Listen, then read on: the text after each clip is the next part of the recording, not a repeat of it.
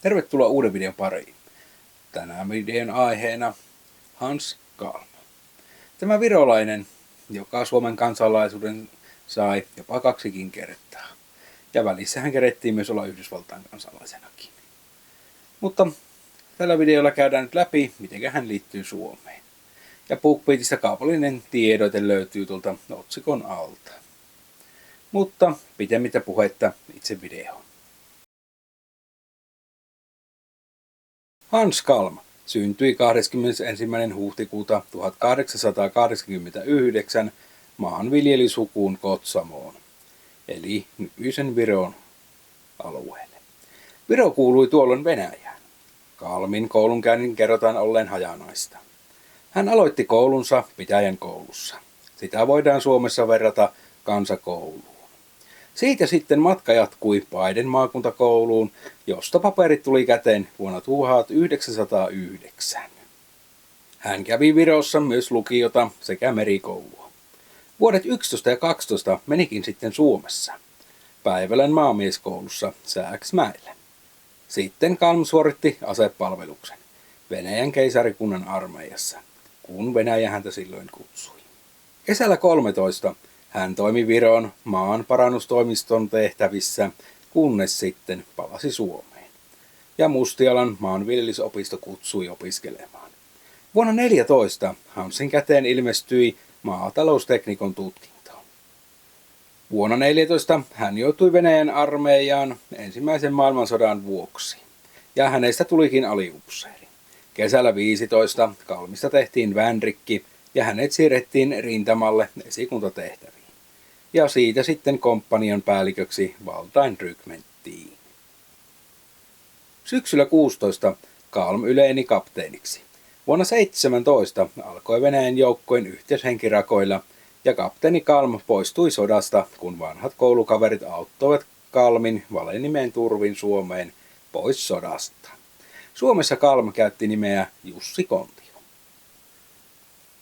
Suomessa oli käynnissä vuonna 18 sisällissota, ja Kalm värväytyi valkoisten puolelle. Hän läksikin tuonne Vilppulan suunnille palvelemaan valkoista armeijaa. Sieltä sitten Ähtärin kautta tuli siirto Jämsän suunnille, jossa Kalmista leivottiin Pohjois-Hämeen rykmentin 1. pataljoonan johtaja. Sodassa Kalm rikkoi jopa Mannerheimin antamia käskyjä, mutta se saattoi olla syynä siihen, miksi hän oli ensimmäinen suomalainen, kuka törmäsi saksalaisiin, kun pihtiinkäret lähenivät toisiaan valkoisten puolella. Erikoisia piirteitä tässä sodan jälkeen tuli siinä, että saksalaisia kyllä nostettiin framille, mutta Kalmia ei. No, tähän voi tietysti johtua sekin, että Kalm rikkoi kyllä esimiestensä käskyjä, niin kuin aikaisemmin sanoin, jopa Mannerheimin antamia. Mutta toisaalta sitten taas miehet pitivät hänestä. Taistelut olivat ohi, ja Kalmista tehtiin sitten Lahden suurvankileirille, Hennalla oli nimeltään tämä paikka, niin johtaja tälle vankileirille. Ja hän toimi johtajana siihen asti, kunnes tuli siirto sitten Hämeenlinnan vankileirille. Sanotaan Kalmin ja hänen pataljoonansa aikana teloitetun 600 punaista vankia. Suomen kaoottisissa oloissa on kerrottu Kalmin ja hänen pataljoonansa toimineen siten, että nykyään Haag ja tuomioistuin kutsuisivat. Ja täytyy vielä sitten muistaa, että tämä kyseinen herrahan oli vielä kenttätuomioistuimen tuomari. Tosin Kalmista kirjoitettu kirja, jonka on kirjoittanut Jaakko Heinämäki, kertoo taas toisinpäin tätä tarinaa, että Kalmi ja hänen joukkonsa nimenomaan olisivat estäneet ihan näitä kaoottisimpia ja pahimpia tekoja. Mutta niin monta mielipidettä kuin on tutkijakin monessa asiassa, joten tästä en laittaisi päätäni pölkylle. Kalmin pataljona hajoitettiin Kalmin vastusteluista huolimatta. Vuonna 18 Kalm eroaa armeijasta, ja samoihin aikoihin hänet yrvennetään vielä everstiluutnantiksi. Ja eikä aikaakaan, kun hänestä tehdään eversti, ja hän saa Suomen kansalaisuuden. Venäjällä vuonna 17 alkaneet tapahtumat loivat pohjan sille, että Virostakin saattoi tulla itsenäinen. Ja niinpä Viro pyysikin apua Suomelta tähän itsenäisyyspyrkimyksiinsä. Tilannetta vaikeutti huomattavasti se, että käynnissä oleva ensimmäinen maailmansota oli osittain myös Viron maaperällä käytävä sota, mutta siitäkin huolimatta 21. helmikuuta vuonna 18 Viro ilmoittautui itsenäiseksi. Ja vain päivä tästä niin Saksa valtasi Viron. Saksan hävitessä ensimmäisen maailmansodan Venäjä miehitti jälleen Viroon. Ja tässä kohtaa siis Viro pyysi Suomelta apua. Suomen hallitus oli avun lähettämisen kanssa eri linjoilla, mutta Suomen valtionhoitaja, tuleva presidenttimme Svinhufvud, antoi kuitenkin mahdollisuuden tälle aseelliselle avulle. Ja niinpä tuumasta toimeen. Suomeen perustettiin Viron avustamispäätoimikunta. Ja sinnehän tuli erinäisiä hakemuksia eri ikäisiltä ihmisiltä, ja onkin kerrottu, että nuorimmat hakijat olivat jopa alle 16-vuotiaita. Hansin rykmentti tunnettiin nimellä Pohjanpojat. Se sisälsi noin 2200 miestä, ja he saapuivat Viroon 2 viikkoa muiden suomalaisten jälkeen, ja heidän alueekseen tuli Etelä-Viro. Viikko koulutusta ja sitten nokka kohti Tarttoa, jossa sitten heille järjestettiin erilaisia tapahtumia, sekä myös Pohjanpoikien miehet tutustuivat myös paikallisiin nähtävyyksiin. Rintamalle Kalmijoukkoinen pääsi tammikuun viimeinen päivä, ja ensimmäinen suuri taistelu olikin jo seuraavana päivänä 1. helmikuuta, kun Pajun kartanolla käytiin taisteluita. Helmikuun loppuun mennessä Venäjän pojat olivat löytäneet jalat alleen ja lähteneet Livohkaan. Näinpä Pohjanpojat pääsivät Etelä-Virossa perille asti ja mentipä jopa vähän ylikin, ja saattoihan niitä laukauksia tulla myös Latvian puolella. Kalmin joukko oli Virossa kauemmin kuin muut suomalaiset, ja reilu kuukausi ensimmäisten jälkeen oli Pohjanpoikien vuoro tulla Suomeen.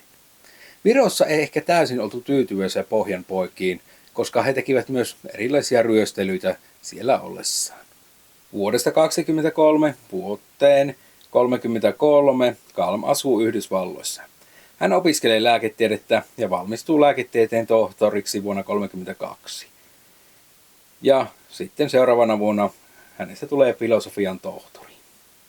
Kalm saa Yhdysvaltain kansalaisuuden vuonna 1930. Hän opiskelee erilaisia luonnon parannusmetodeja ja hän työskentelee lääkärinä New Jerseyssä ja New Yorkissa. Vuonna 1934 Hans muuttaa Janakkalaan ja ilmoittaakin osteopatisten hoitojen olevan hänen sydäntään lähellä ja keskittyvänsä niihin. Osteopatiahan tarkoittaa käsin tehtäviä hoitoja, jolla on tarkoitus alentaa kehon kiputiloja.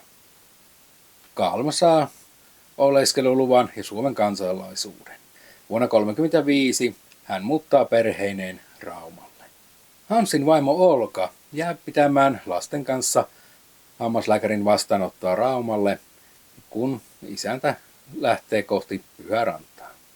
Hän perustaa sinne Terveyshoito Kalmia-nimisen täyshoitolan.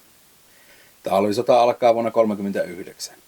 Vuodenvaihteen tienoilla Kalm lähettää kirjeen ansioluetteloineen päämajan komento-osastolle. Kirjeessä hän ehdottaa itseään suurten ihmisjoukkojen käsittelyyn ja tehtäviin, joissa tarvitaan ravitsemusalan tietoutta. Kirjeessä luki: en malttaisi olla rauhantöissä nyt, kun heikoimmatkin miehet ovat rintamalla.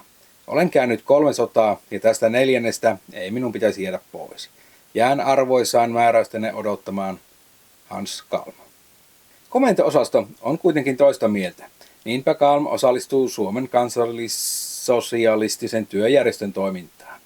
Kalmilla on myös erimielisyyttä viranomaisten kanssa, ja hänen täysihoitolansa suljetaan talvisodan jälkeen keväällä 1940. Hans suuntaa Naarajärvelle leirin päälliköksi. Mutta vuonna 1941 sieltä näytetään Hansille ulko-ovea ja lähtö koittaa. Maaliskuussa 1942 määrää pääesikunta Hansin Saksaan. Matkan tarkoituksena on tutkia luonnossa saatavien raaka-aineiden jatkojalostumista ihmisten ja karjan ravinnoksi, vitamiineiksi ja lääkkeiksi. Tammikuussa 1943 Hans palaa Suomeen ja perustaa hoitolan Sippolaan. Huhuja liikkuu paljon. Ja huhut liikkuvat siihen, että mitä Hansin Saksan liikkuneiden yrityksien nimien takana oikein on. Koska sitä ei ollut avattu julkisuudessa, eikä kyllä julkisuuden takanakaan. Myöskään tarkkoja kirjauksia Saksan matkasta ei tiedetä. Kalm saa Saksassa suosituskirjeen. Toki on siinä moitteitakin, kun hän ei noudattanut tapaamisohjelmaan ja joutui palaamaan kesken kaiken Suomeen. Parantola alkaa toimimaan normaalisti. Etunahan tässä parantolassa on se, että nämä luonnonhoitokeinot ovat samanhintaisia niin rauhan kuin sodakin aikana. Loka-marraskuun tietämillä vuonna 1944 Kalm saa varoitussoiton ja katoaa yöhön. Kalm ilmestyy 10. marraskuuta länsirannikolle Ritniemeen hypäten pienen kalastaja-aluksen kyytiin, joka on täynnä matkustajia. Ilman kompassia ja valoja pimeässä laiva suuntaa kohti Ruotsin rannikkoa. Seuraavana päivänä Kalm saa maahantulotodistuksen ja hän esittäytyy virolaisena, koska hän haluaa vaikuttaa pakolaiselta. Puoli vuotta tästä Ruotsiin menon jälkeen hän alkaa työskentelemään kemistinä. Vuonna 1946 Hans matkustaa yksinään Yhdysvaltoihin ja toimii siellä lääkärinä niin Yhdysvalloissa kuin Meksikossa. Hän myös alkaa opiskelemaan homeopatiaa. Marraskuussa 1957 hän palaa Suomeen. Vuoden kuluttua hän aloittaa lääkärin vastaanoton Pyhärannassa ja Kalm lähettää omatekoisia lääkkeitä potilailleen postitse. Kalm oli liittynyt Amerikassa vapaamuurareihin ja hän jatkoi sitä toimintaa myös Suomessa. Vuonna 1960 Kalm muuttaa Raumalle. Siellä hänellä on oma vastaanotto ja hän toimittaa siellä näitä omantakeisia lääkkeitään potilaille. Vuonna 1969 lääkevirasto puuttuu tähän peliin ja kieltää Kalmia ottamassa vastaan potilaita tai määräämästä heille lääkkeitä. Vuonna 1974 tulee lunta lisää tupaan, kun korkein hallinto-oikeus peruuttaa Hansin lääkäriluvan. Tähän syynä oli se, että 2 hänen potilaastaan oli halvaantunut. Nämä 2 potilasta kärsivät sokeritaudista ja Kalm oli heidän lääkitystään vähentänyt, kunnes oli sitten lopettanut sen kokonaan ja alkanut tarjoamaan näitä omia lääkkeitään. Lisäksi kävi ilmi, että nämä lääkäritodistukset Amerikasta eivät olleetkaan Suomessa päteviä. 1. helmikuuta vuonna 1981 Hans Kalm kuolee Jyväskylässä. Tässä tämänkertainen video. Kiitoksia kun katsoit sen ja nähdään taas seuraavan videon parissa. Se on moro!